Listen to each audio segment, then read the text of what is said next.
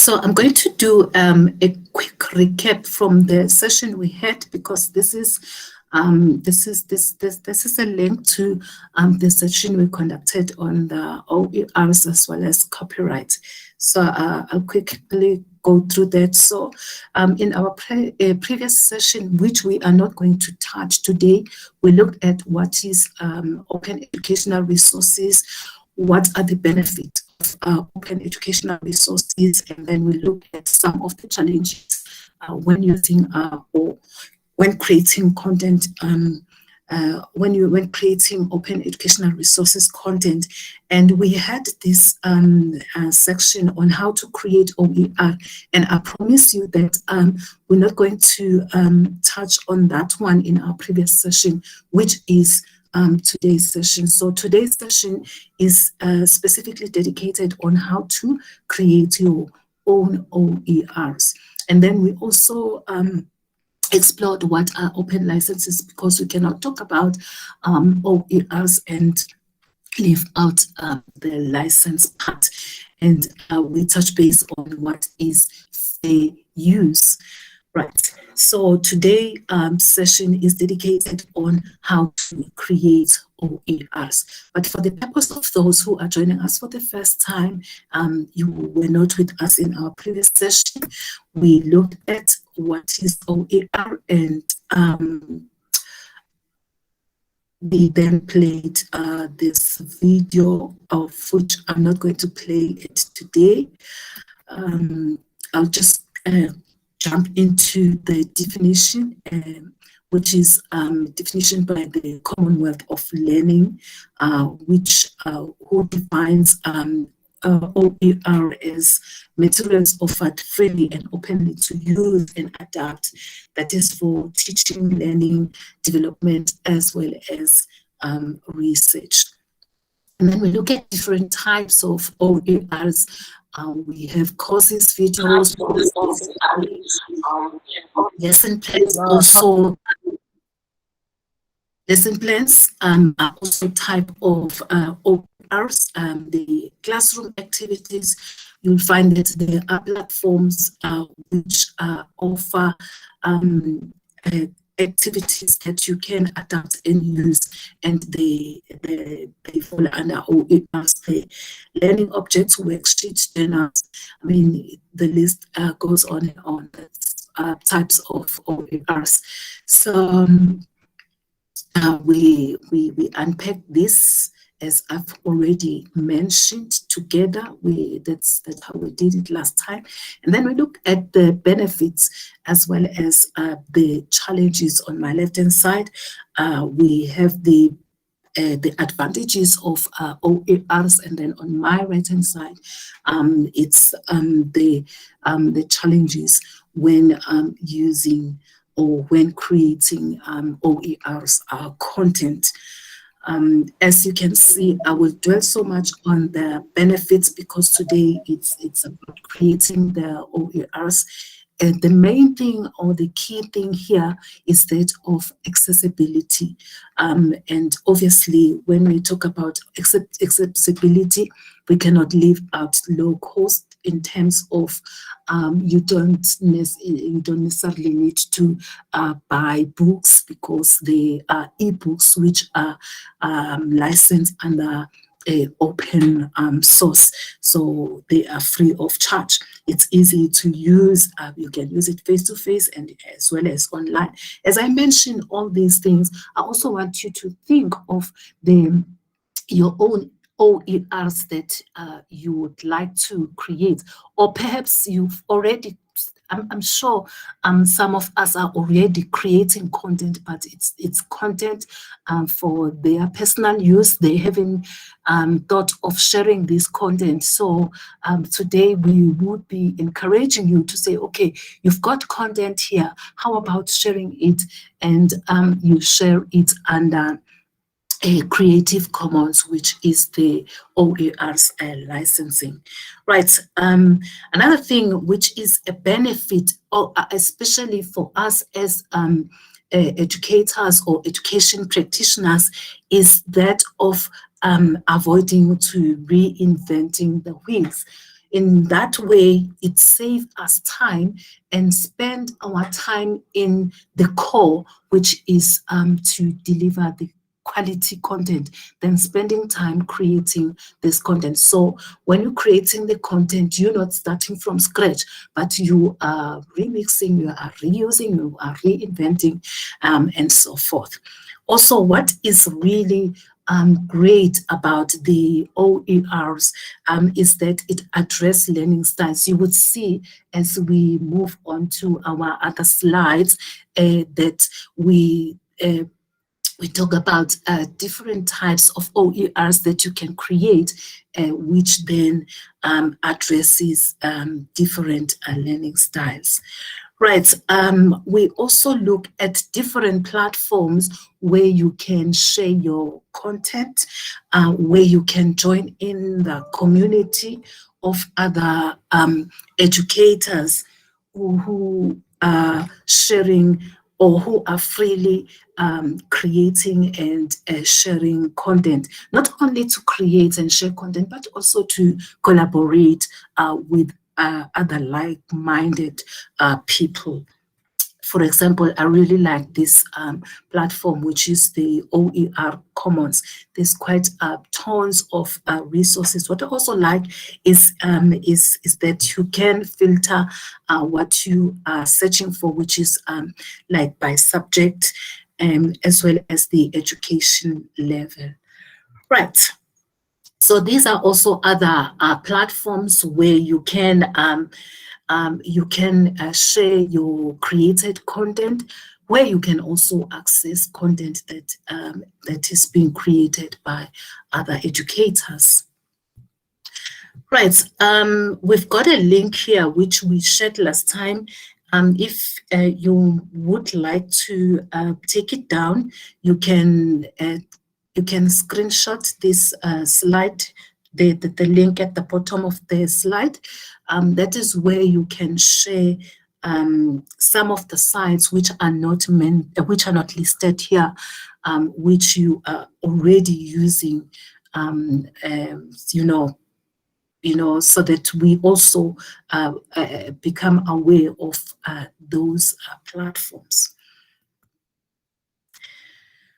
Right, so that is our recap. So, and now I'm going to officially start today's session, which is harnessing the power of open educational resources. I'm going to start it with this introduction. This is a video I personally created using Portal.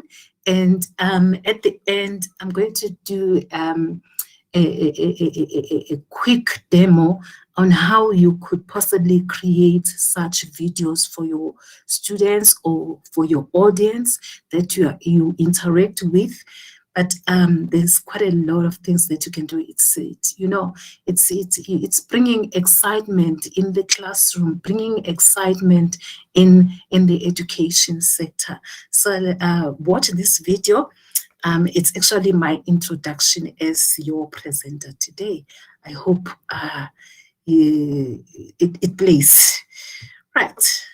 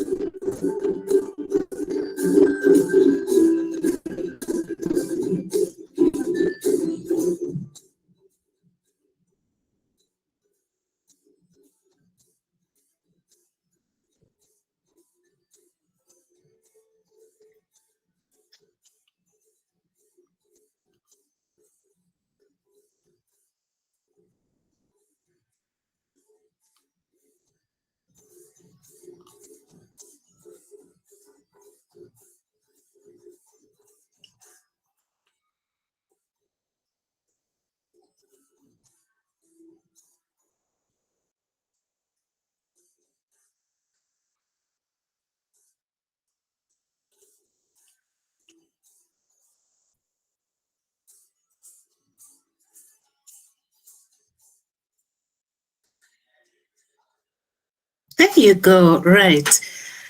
Okay, yes, I will take you through how do you actually create a video of this kind using Portal.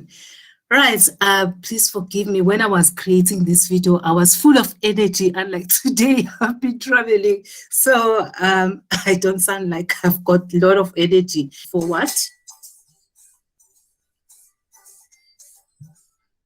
I was hoping someone is going to say, wow, how do you actually do that? You know, certain elements in the video. But it looks like people already knew how to do all of this. Right. Okay, so let's look at, I'd like to call these domains, all right? Not necessarily that they are domains, but let's look at this. You know, when you are teaching, you find yourself dominating in a certain domain. You find yourself, you know, having to survive, and then you find yourself that, you know, I know the content, I know what I'm doing, I know how to do my integration, and it's all about you knowing as an educator or as a practitioner. And then you come to a point where it's not only knowing, but you know with understanding. It can relate to different contexts, understanding of your own content or understanding of the context, understanding your students, understanding different dynamics that are required when you are delivering your content. And then there's another domain where you are thriving. It's not just about knowing, it's not just about understanding, but you are thriving in what you do, of which most of us, we find ourselves, you know, in these different domains, like the first four. And, you know, very rare where not very rare. I mean, we still need more educators who are operating in the contribution domain. We still need more educators who would operate in the domain of transforming education. So I wanted to find out from you, in which domain does your teaching engage? You can just type it in our chat box, and perhaps Sodomo can share with us what are we finding from different people. Survive? No. Understand? Thrive? Contribute? Transform? I don't think it's an embarrassment to be in any domain. That is where you are. That is the reflection we are doing to say, okay, let's sit and think, which domain am I in here? No, yes, understand, thriving. Am I a contributor? Contributing to who? To my students only, or to the public audience? And how am I doing that? Am I transforming education? Remember, transforming education, it goes beyond the four walls of your classroom. It goes beyond the four the fencing of your school. It goes globally, not only you know, in your surrounding. That is to transform. That is what we are trying to do by encouraging you to contribute in creating content and sharing this content, so that you know, you also contributing to transforming education. Okay, let's proceed. So this is your own reflection to try and think where you are. All right. So as you are also reflecting, one would say, you know what, I mean, I cannot contribute because we don't have resources, we don't have devices, we don't have ABC. It's the focus is what we don't have. But you know what? I think a greater emphasis has been put on devices, whereas what is missing, according to the UN Millennium Project, that was 2005, Imagine, is not the devices, but it's the lack of content development. And it is the truth. When you think or when you look for, let me just share this experience. I've been trying to find resources for foundation phase for foundation phase students, and I really battled, not to mention our indigenous languages, our African language. It's difficult to find such content. Why? What is the cause of that?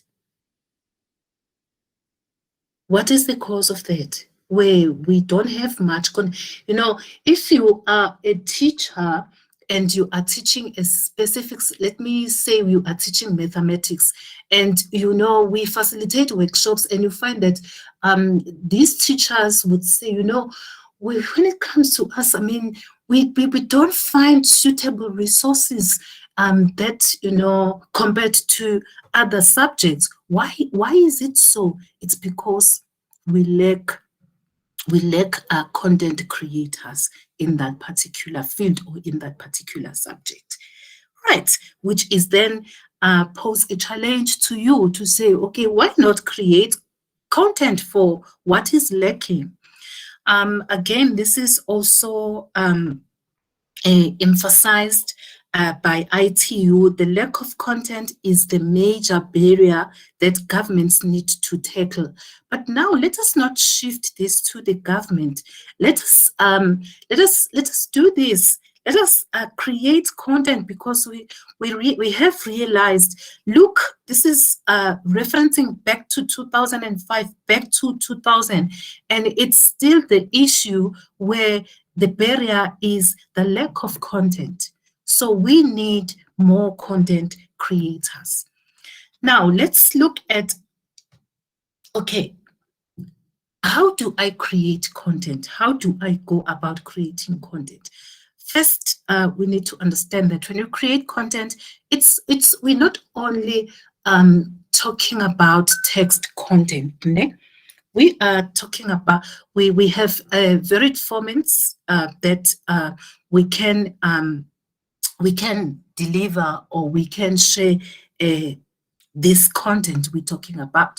It can be text, audio, videos, graphics, animations, images, interactive quizzes, pre-recorded slideshows, worksheets, lesson plans, plenty of formats that you can use. So when you are thinking of creating your content, you need to decide, okay, what kind of content do I want to create? Or what format do I want to deliver my content? Then you can choose from this. Right. Now, what is also nice, we've already mentioned this earlier on, is that, when you create content, you don't have to start from scratch. Already there are platforms, already there is community of people who have embarked on the journey of creating content. So you don't necessarily need to start from the scratch. You can revise what is already there, because once you have revised it, it's then different. You can remix, take one piece there and another piece somewhere else, and and knit something new. And you can reuse the content as is, and perhaps you adapt it to speak so that it speaks to to a different context. For example, we know that most of the content, it's not local content, so you need to consider adapting to your context. And then redistributing as well as retaining. So you don't necessarily need to start from scratch. In fact, when you embark on this journey, like it's your first time creating content, it is recommended that perhaps don't start from scratch. Start by working on something that has been created, and you twist it a bit there and there, just to get your feet right. So the very first thing that you need to consider is, what is the purpose of the of whatever you are creating, ne? It's whether it's a video, it's an animation, whatever it is. What is the purpose? What is it that you're trying to achieve, ne? And then the second one, which is really important, who is your target audience? Now, when you're looking at your target audience, you in fact, they are the central point of your creation, because you need to think of, okay, my audience is, of this age, and they are from this background. Therefore, this is what they may be interested in, or this is, if I use this kind of language, maybe it may confuse them. Therefore, I need to soften it a bit, or all those things. So knowing your audience is very important, right? And then we look at what content are you going to cover? Now, that is where the storyboard comes in, where you need to look at, what content do I want to cover? Just a word of advice. When you're creating content, try to avoid, covering a whole lot of things. Try to create content where you are targeting small bites of information, right? So look at the topic, and try not to, do not overwhelm, content yakho. Try to be specific and chunk of information. Rather, create quite a number of content, focusing on different aspects of your topics, than having a whole lot covered into one material. And then the next one is, which tools am I going to use?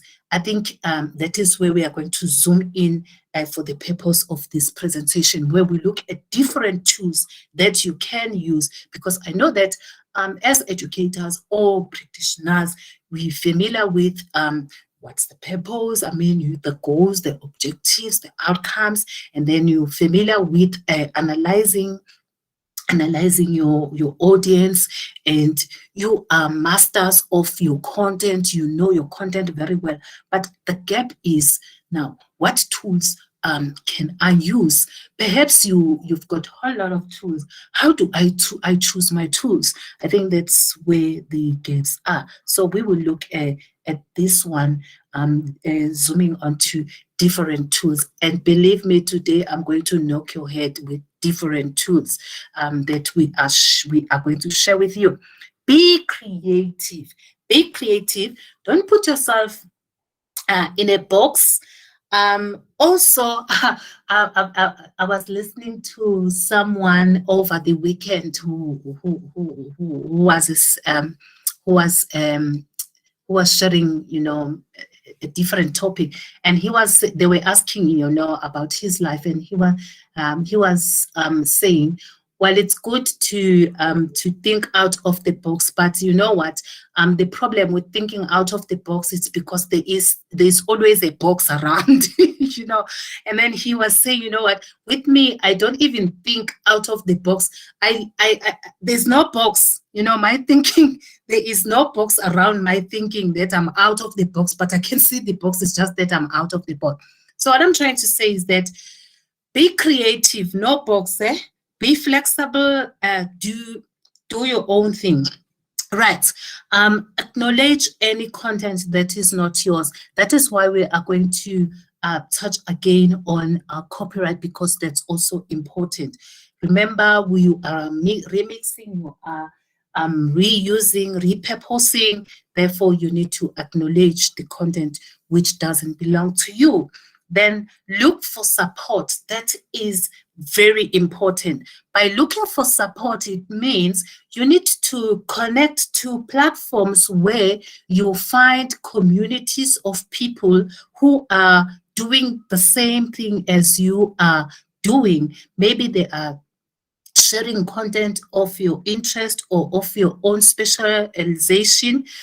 So connect with those people who already have experience through professional learning communities. Join into webinars such as this one, where we support one another as we embark on this journey.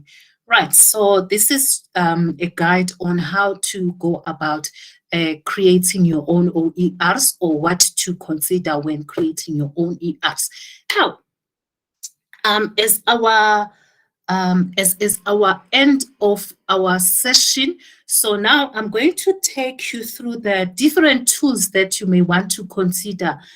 Unfortunately, there are tons of these, and we won't be able to unpack them or even, demonstrate them to you. But it's just, to water your appetite that this is what is available. Go forth and explore, and we have discovered them for you. Now it is now your homework to explore what we have shared, and while you're exploring, you'll find that you discover even more. Right, when you're looking at, remember we mentioned that there are different types of formats, so we will try to cover a bit of these.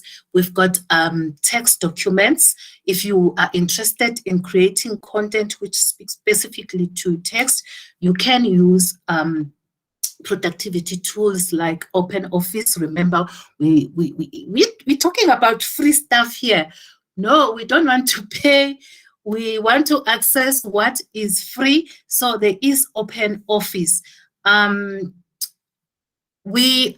not sure if it will be possible for us to share this presentation. If it's possible, I'm going to check with my moderator here if that is possible. But for each and every tool we are sharing, there is a link that will take you directly to the website to access that tool. Like OpenOffice, there is a link.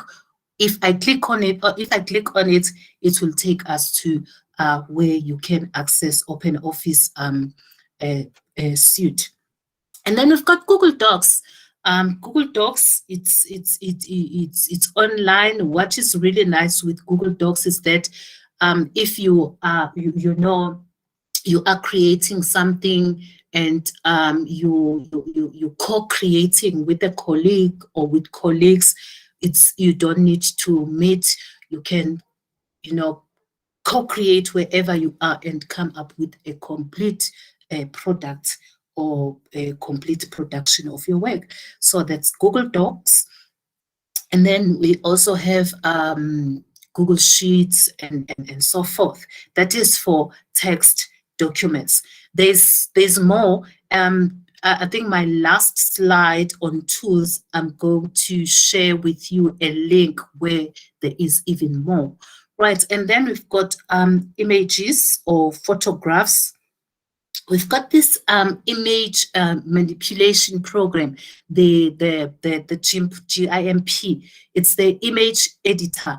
Sure, I tell you, this is mind-blowing.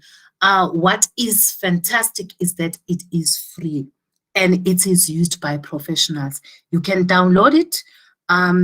Again, with this one, I'm going to do a quick demo on something. You really need to have this application if you on this journey of creating content. I will tell you why. When you create content, there's quite a lot of manipulation that you do.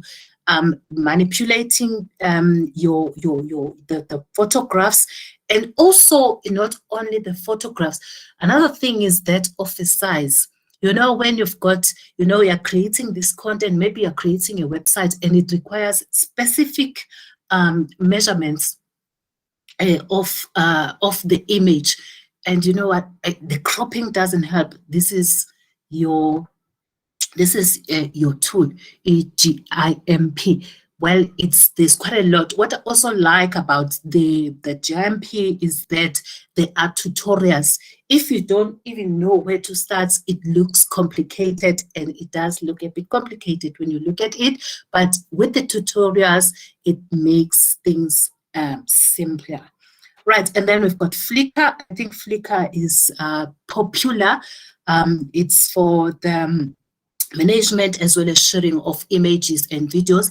You can, like if you're creating content, you really want a lovely images or videos, you can use Flickr. You can also upload your own.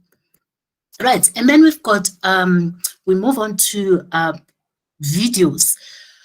Wow, videos are really amazing. What I like about videos is that it is multimedia. You know, you do quite a lot, like the video I showed you, where there is text, there is sound. For visuals, it's great.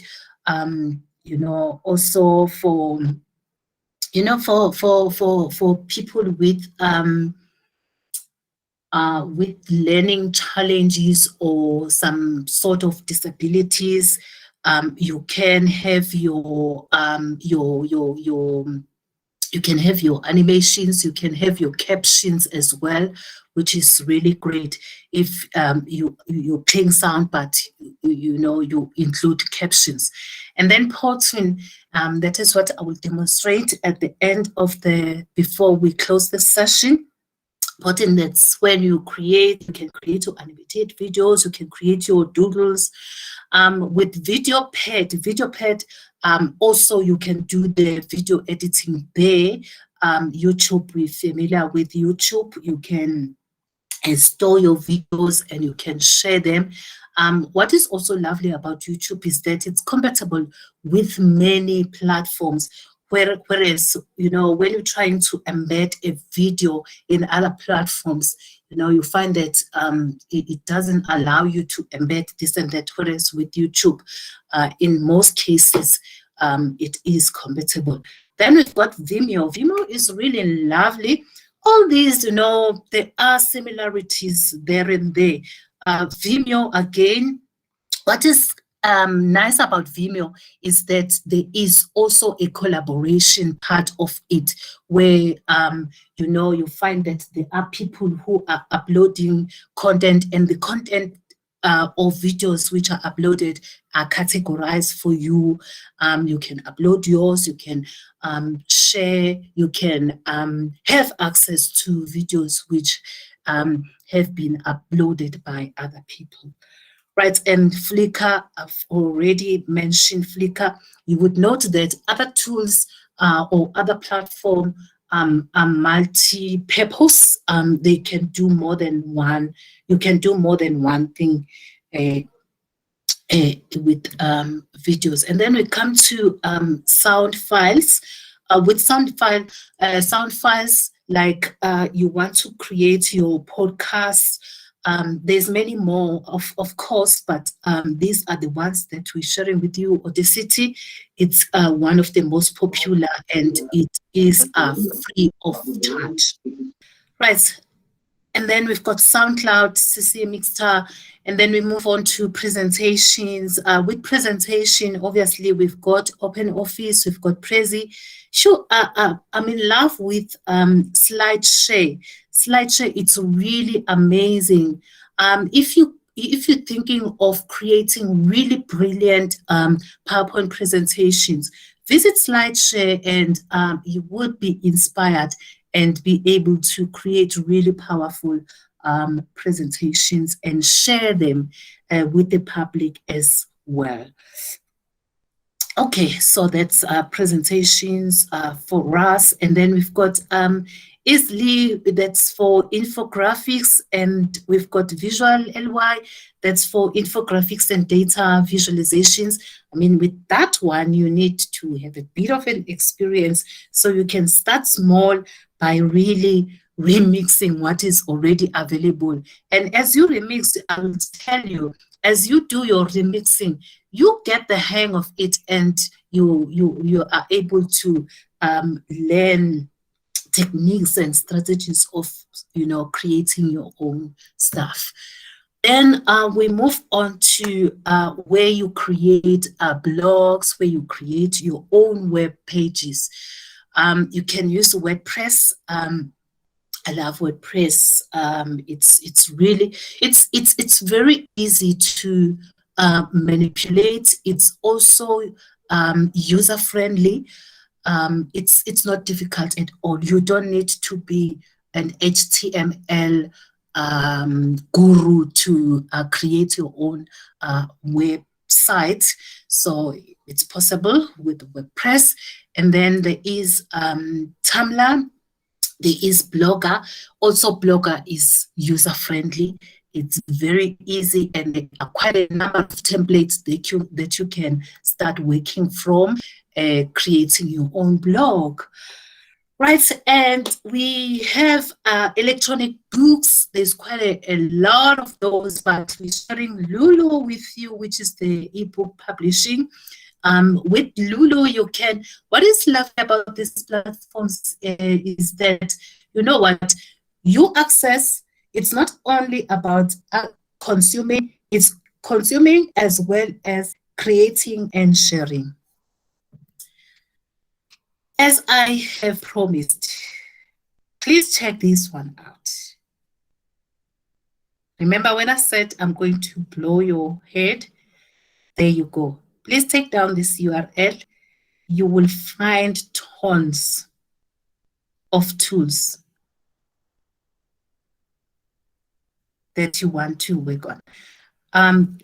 As you can see, this is a lot. I suggest that first know what you want to do and why are you doing it. Remember the guide. And then you look for a tool that will help you to create what you want to create, or in order to achieve your goal.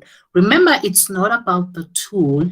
It's definitely not about the tool, but it's about enhancing your teaching with the tool. Okay? So it's, as much as we are sharing all these tools with you, but the emphasis is not on the tool.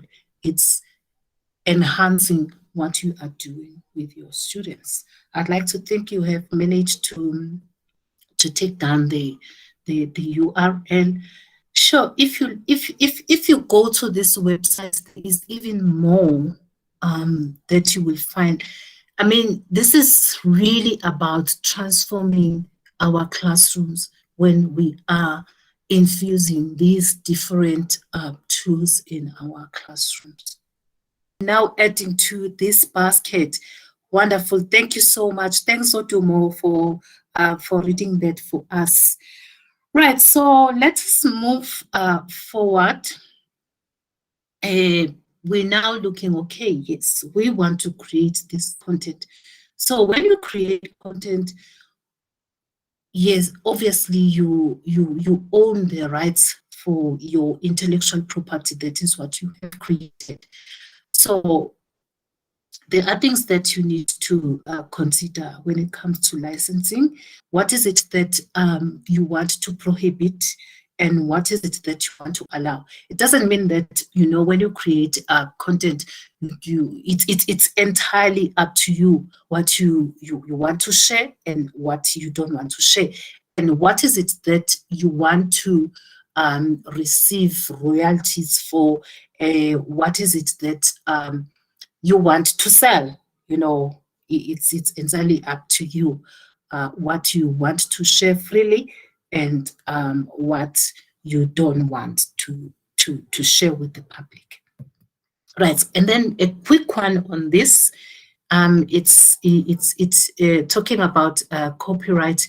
When you create content, also you need to bear in mind that for the OERS one, we look at obviously the most common one for OERs. It's the CC common creation, which is so you can redistribute, you can revise, you can remix, but you need to acknowledge the author. And then we've got share alike, where you can do everything, but you need to keep the licensing as the original one, or of whatever or of that content you have used. And then we've got non-commercial. That is you can do what you want to do, but it shouldn't be for commercial purposes. Whereas with CC, it doesn't matter whether it's for commercial or non-commercial. It's as open as like that. Then we have non-commercial share alike. You can do what you want to do, redistribute, revise, remix, and then you need to use the same license as the original, but for non-commercial purposes.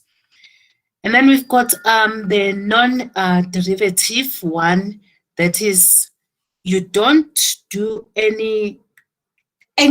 You use as it is. You distribute it as is, with as is, no remixing or whatsoever, no changing. And then this is the most the non-commercial, non-derivative one.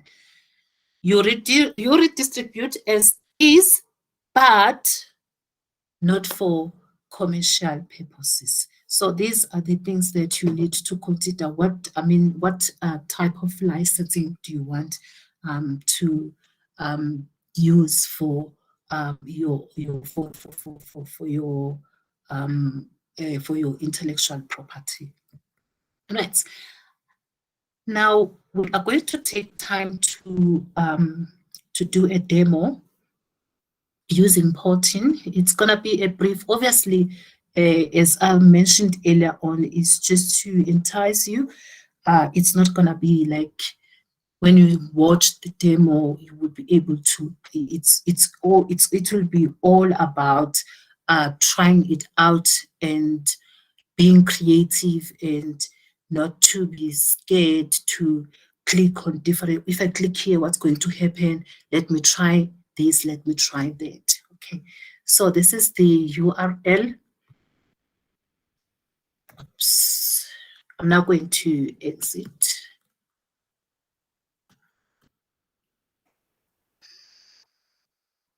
Right, before we go to Porting, I'm going to do a quick demo of GIMP. I've already have it here. Okay, so I remember when I was playing with Porting, I wanted to insert an image, and this image was too big for the space. I battled, okay, I tried to crop it, and I couldn't crop it. Still, there were missing elements of the picture when I'm cropping or when I'm trying to reach it. I really battled until I use GIMP. I tried GIMP. So I'm going to do a demo of how you can change the size of your photo to whatever size. Let's say you are creating a website and it says the image size that you need to use here, it's 300, 300 by something, and you don't know, okay, how do I change that? So with GMP, you go to File. And then you go to find the picture that you want to change the size. In most cases, our SchoolNet logo,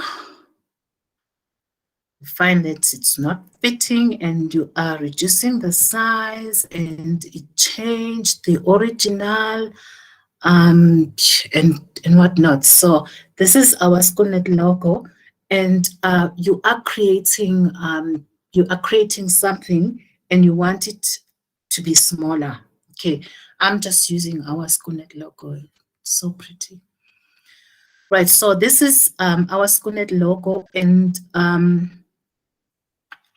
I want to change the size. I know exactly what size do I want. So I'm going to go to image, and then from image, go to scale image. From scale image, I'm able to, type in the width of my image. Now, what happens here is that when you type in the width, it will automatically change the height so that it retain the original what? The original, it retained the original picture. It doesn't change or skew the picture. So you can't do both. So let's say I'm looking for 450. At the moment, it's 695. So I can change it to 450. Right? And when I change it to 450, don't worry about these other things. As I mentioned earlier on, you will learn as you use. What is also lovely here is that you can determine the type of measurements. If you know the size in millimeters, you can use millimeters, centimeters, what we're familiar with, or you can use points, or you can use pixels.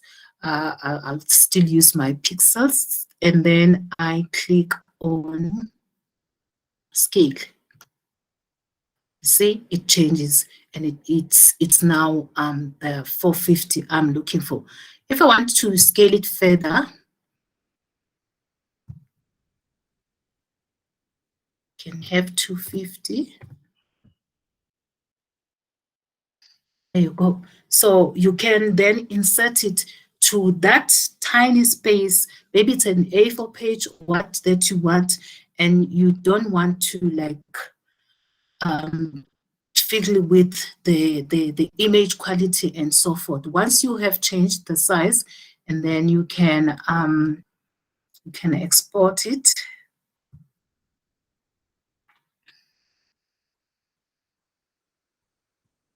You need to change the name because we're saving as, what was it? Is it 250?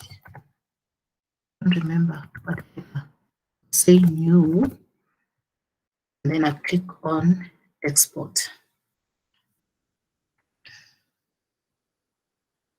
Okay, go to export. Now it's saved in my computer. Now I can use it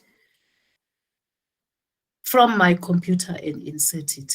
Let me just go and find it.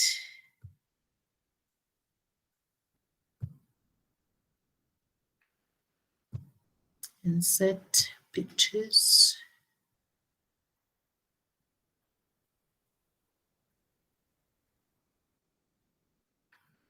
Where is it? I didn't check where I saved it, you see. I'm looking for new.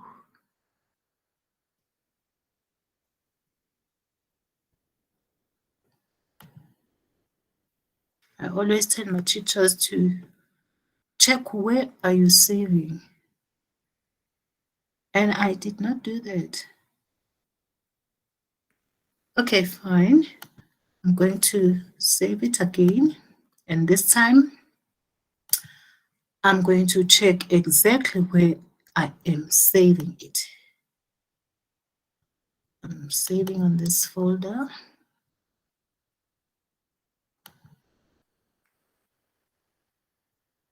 New.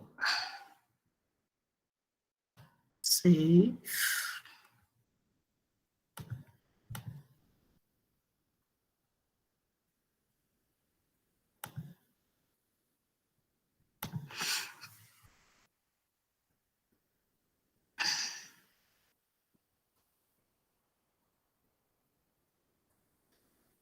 There you go. Why can't I find it? Okay, perhaps I didn't save it as a JPEG. That could be that. There you go. Yeah, I didn't save it as a JPEG. That's why it's doing that.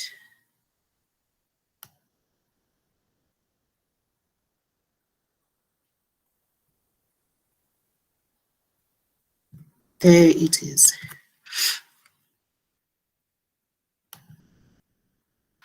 Yeah, see.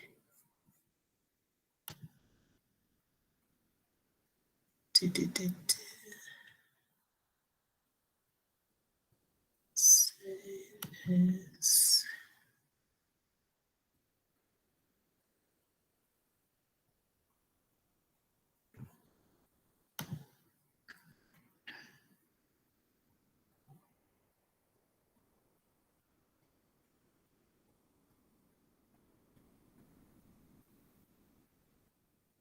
I don't know why it's not allowing me to save as JPEG this time.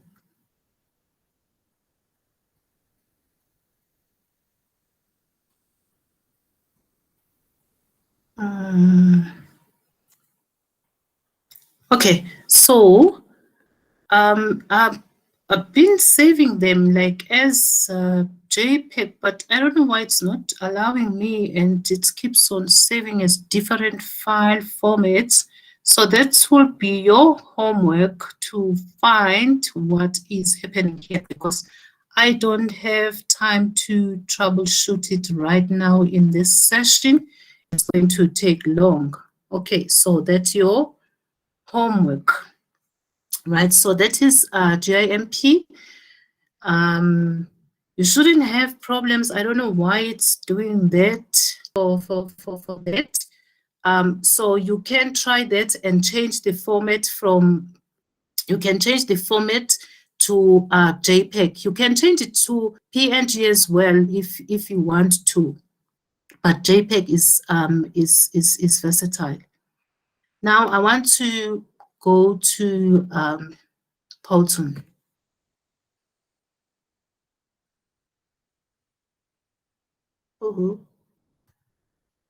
What is happening?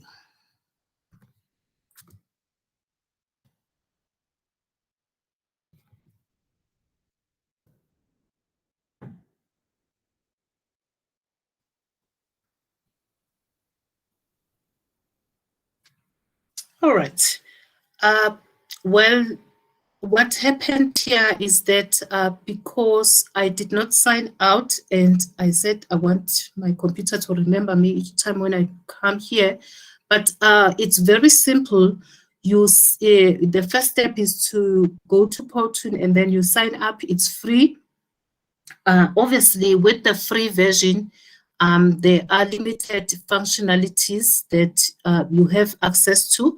But I tell you, even with that limited tools or functionalities, you can still create really amazing videos. Yeah, but if you are really taken by the tool and you want more functions, there are different, you can go to pricing there.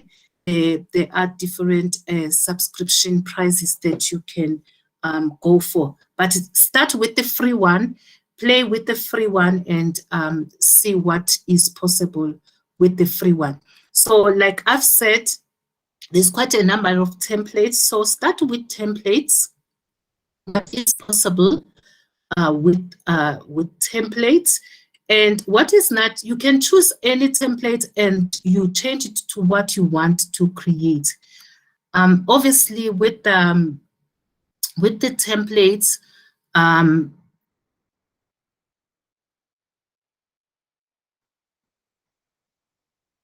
obviously, with the template, you need to check the ones which are marked pro. Those are the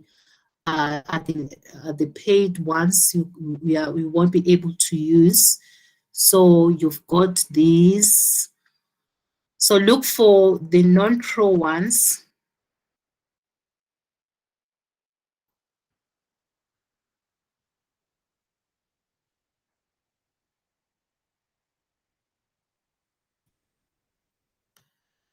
Depending on, try to choose something that is close to your topic.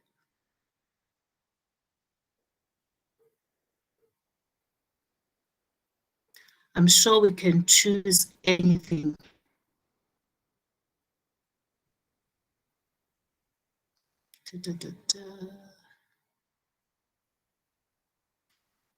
Getting a lot of pros now.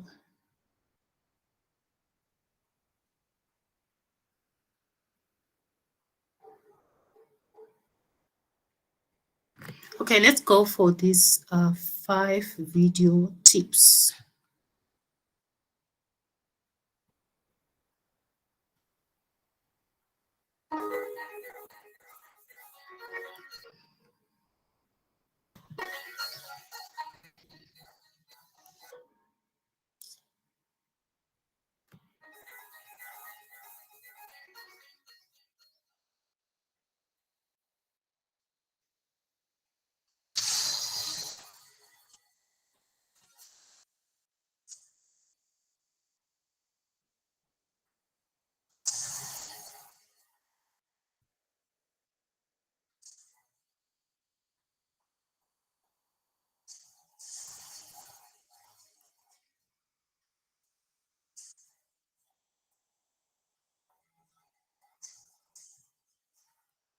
Right, what you do, when you're trying to choose a template that you could work for, you can work with, is to look at different elements. Is it close enough, especially if you are a beginner?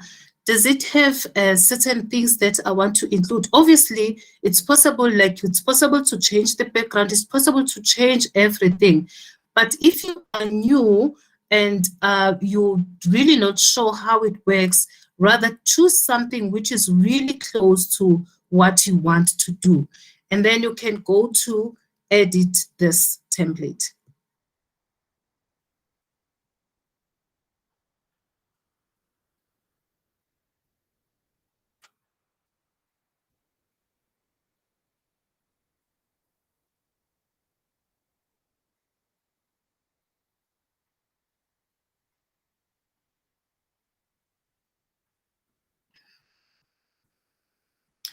Right, this is where the fun begins.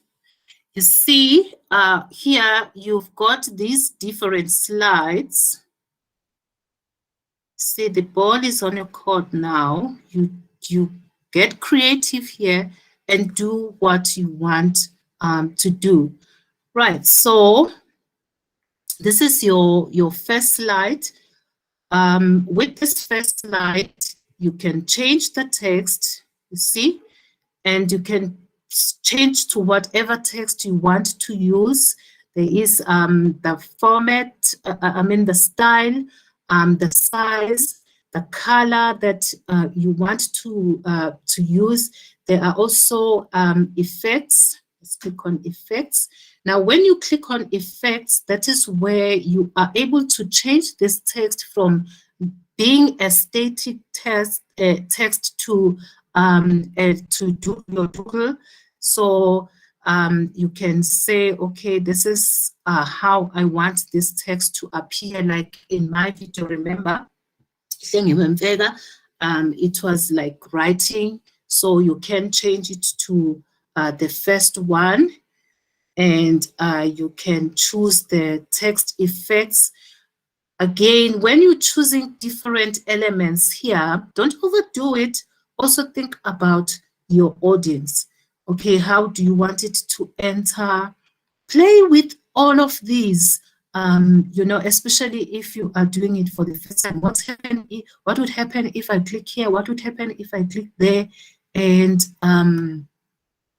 okay, rolling type, and then it's fading this and that.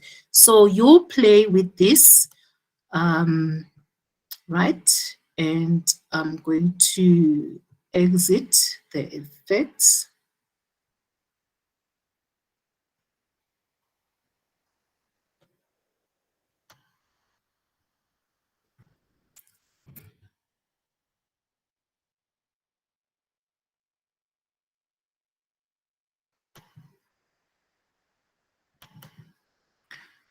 Right, with this one again, if you don't want this text and there is nothing that you really want to include here, you can delete it altogether, or you can type something.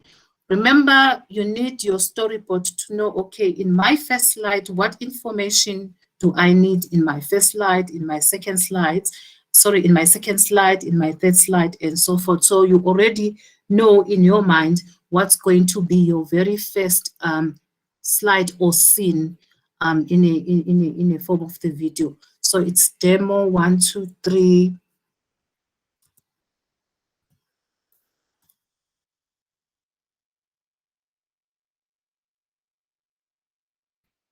And change the text obviously to something else.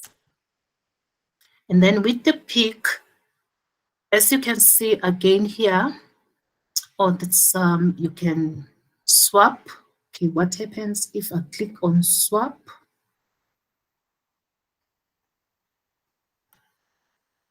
So there are different things here that you can do. Here are the images.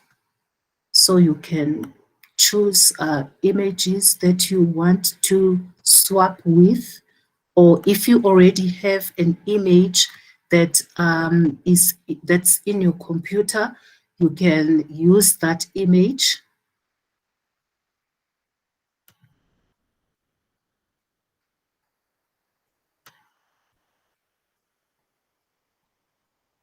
Obviously, for the free version, you have limited images.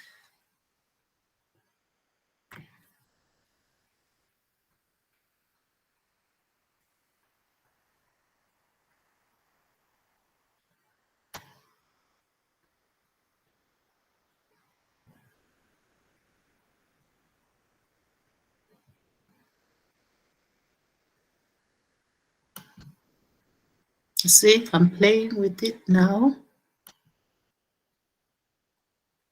Everything that you do it with a purpose. Why do you want this rope to be on the left or on the side? It's entirely up to you. You're done here. What if I want to add another text? What would happen? Okay, there are different things I can play with here.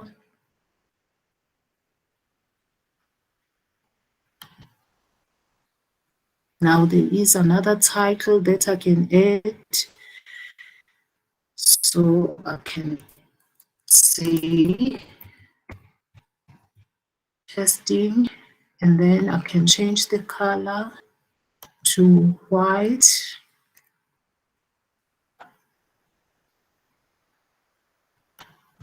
I'm happy with that.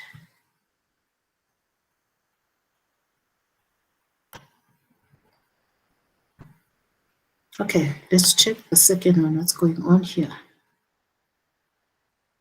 Same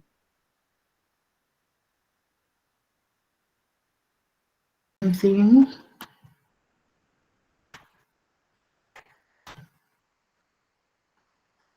See, I'm swapping the background. I want to choose something else.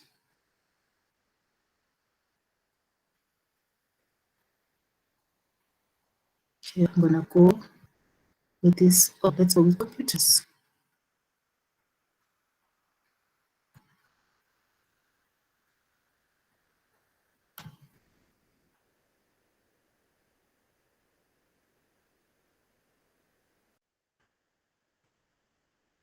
Okay.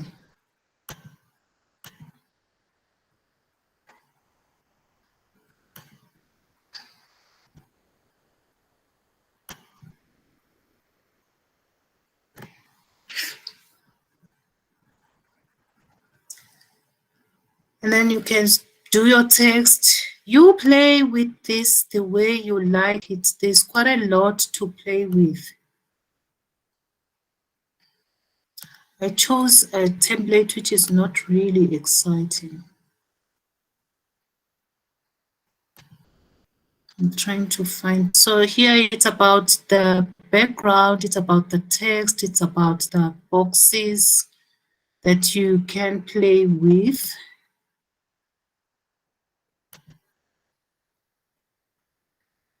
Yeah, so let me just stop here and say that's how you can play with this.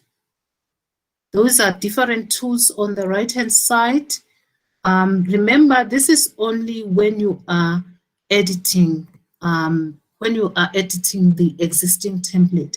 But again, you feel, you know what, I am limited here with editing this template.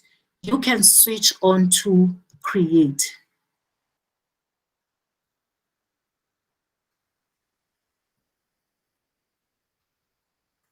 It's take a bit of a while to move you to, wait, okay, that's your create space, and that is your edit space. So you can edit the existing, or you can go to a creation mode. With the creation mode, that's where you are able to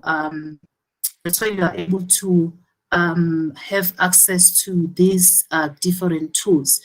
Now, let's say, you know what, none of the templates are exciting for me. I want to start from scratch. So it's possible to create from scratch. So you can simply go to create. And what is also nice here, look at different things that you can create. So you can create a presentation, you can create an animated explainer. An animated explainer that's part of the elements which were there in my in my introduction video. You can have your branded character, or you can have infographics. That's what you want to create, or you can create a video from PowerPoint. So you have quite nice like options of what you want to create. Play with this, and you would see, or you would amaze yourself what is possible and what you would actually create. What is also lovely is that once you have completed your creation, it will give you a link to share. It will be a potent link, but it is also possible to convert the potent link or to upload your video to YouTube, like I have done, because I couldn't embed my video in Google Slides using the potent link. I had to upload to YouTube and then use the YouTube link. So yeah, so that was to say this is what is possible. Go play with it and see what you can come up with. Right, so that is the end of our session today. I think I've given you in a lot of homework and a lot of tools to play with, as well as if Zotumo is able to share the PDF presentation with you. Thank you very much for joining in.